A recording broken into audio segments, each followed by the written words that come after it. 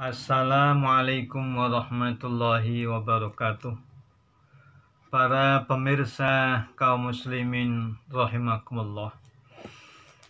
Kita sekarang akan membicarakan tentang al-ma'ul mutaghayyir, yaitu air yang berubah sifat-sifatnya karena kemasukan atau tercampur oleh benda-benda yang suci, yang mana perubahan itu hingga bisa merubah nama kemutlakan nama air tersebut. Air yang semacam ini termasuk air yang thahirun ghairu mutahhirin, seperti air mustakmal, thahirun ghairu mutahhirin. Air ini suci tapi tidak mensucikan, manakala perubahannya itu bisa menghilangkan kemutlakan nama air tersebut.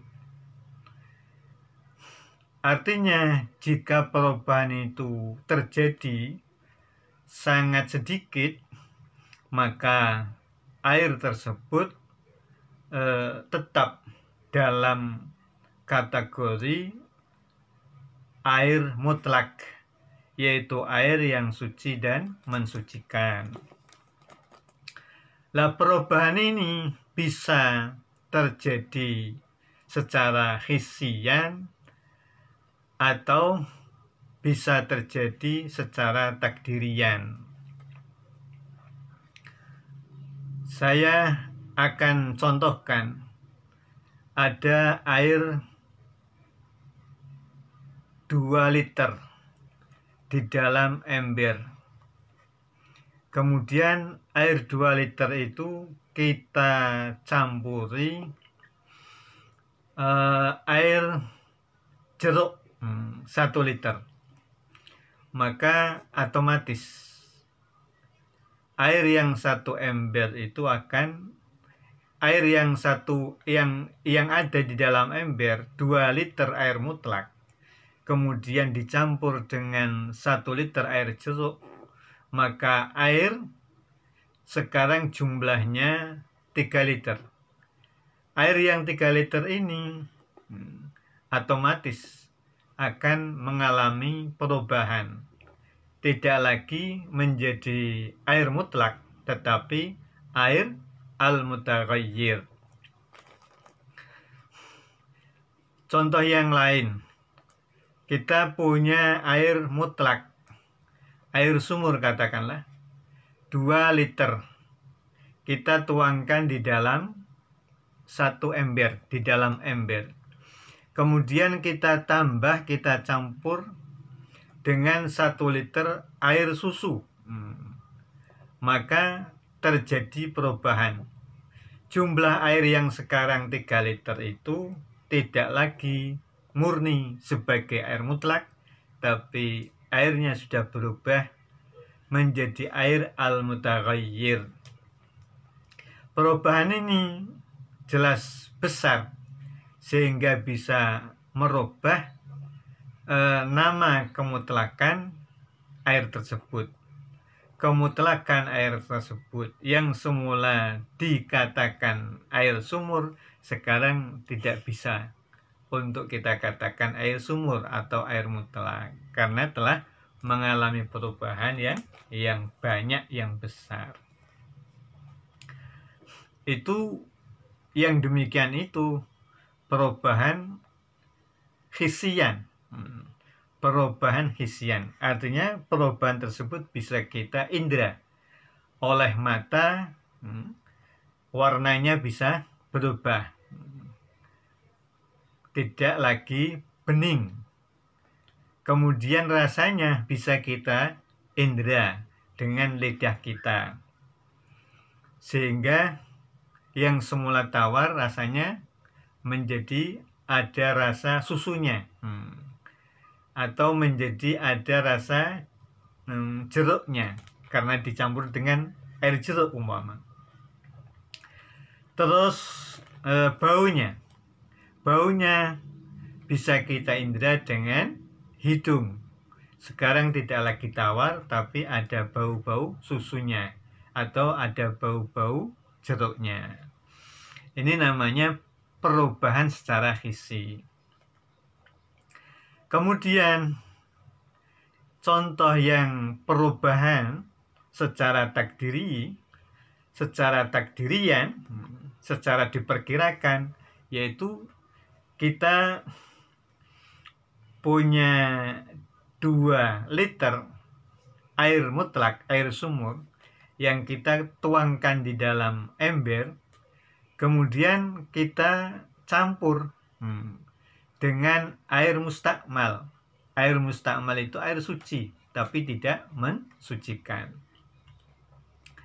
Lah, air mutlak yang 2 liter kemudian dicampur dengan air mustakmal, maka pastilah ada perubahan di dalamnya. Tapi tidak bisa kita lihat, tidak bisa kita indra.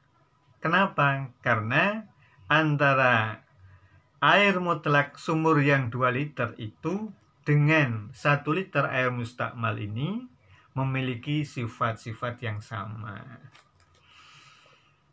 Atau 2 liter air mutlak yang kita tuangkan di dalam ember itu kita campur dengan 1 liter air mawar. Air mawar yang sudah tidak berbau, yang sudah hilang baunya. Kita campurkan ke dalam ember yang di dalamnya ada 2 liter air mutlak. Maka 2 liter air mutlak itu pastilah akan mengalami perubahan. Tetapi perubahannya tidak bisa kita lihat. Lah, perubahan yang demikian ini dinamakan perubahan takdirian yang diperkirakan. Karena yang diperkirakan itu perubahannya besar, maka air tersebut tidak lagi mutlak, tidak lagi menjadi air mutlak, tetapi menjadi air yang al-mutaghayyir, yang berubah sifatnya sekaligus tidak bisa mensucikan, menjadi tohirun ghairu mutahhirin. Jadi itu perbedaannya antara perubahan hissian dengan perubahan takdirian. Kemudian kita akan bicara masalah perubahan.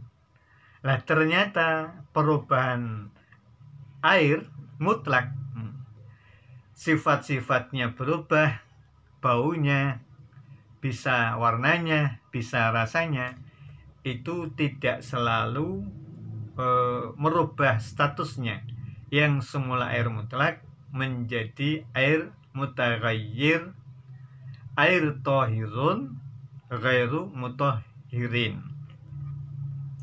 Ini pengecualian. Yang pertama, air itu berubah sifatnya karena diam, lama tidak kita gunakan.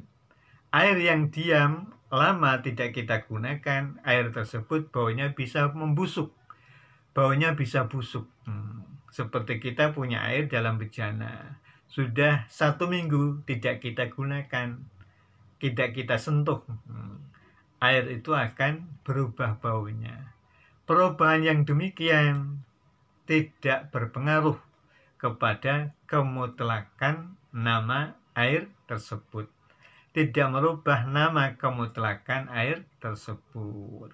Artinya air tersebut tetap tohirun mutahhirun sebagai air mutlak. Kemudian yang kedua adalah air yang berubah dengan benda suci yang lain. Dengan berubah karena benda suci yang lain, di mana benda itu menjadi keniscayaan, bagi air. Contohnya air sumur. Air sumur ini bau tanah, tidak bau tawar. Lebih-lebih sumur yang baru digali, sumur baru, ini airnya pasti berbau tanah.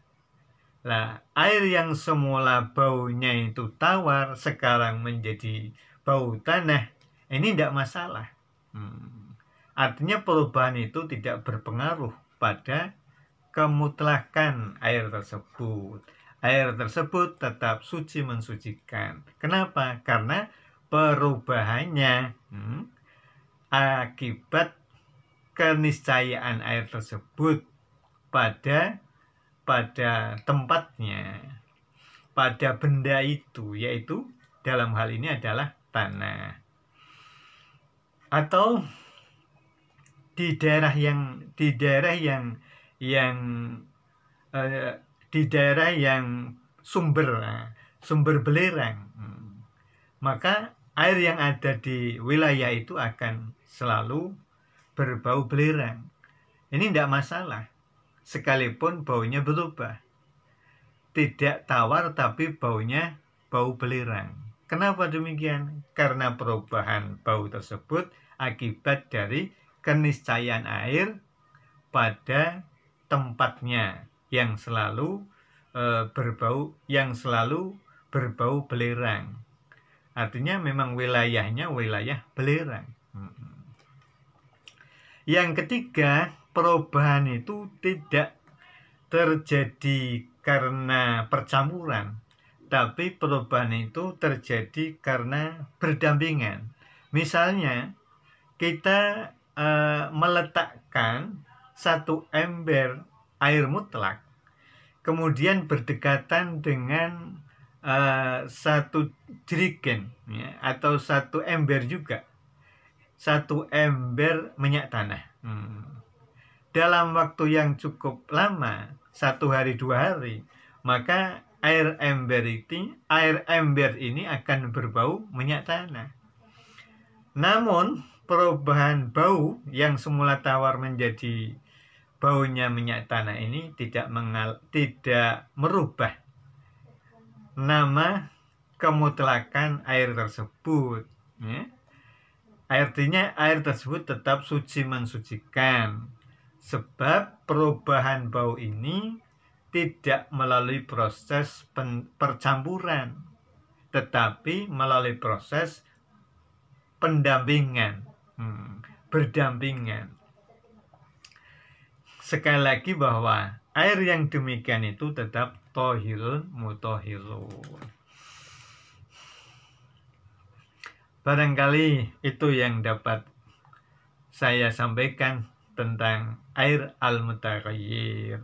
Air mutaghayyir, air yang berubah sifatnya ini tergolong thahirun ghairu mutahhirin, manakala perubahannya dipandang banyak. Ketika perubahannya itu tidak tampak, tidak banyak, maka air tersebut tetap thahirun mutahhirun, sebagaimana air mutlak. Contoh yang perubahan sedikit ini, ada air mutlak satu ember, katakanlah air sumur, kemudian kita campur dengan gula. Gula itu kan benda suci, kita campurkan. Nah, kemudian mesti terjadi perubahan di dalam satu ember air mutlak itu, tetapi perubahan itu sangatlah sedikit.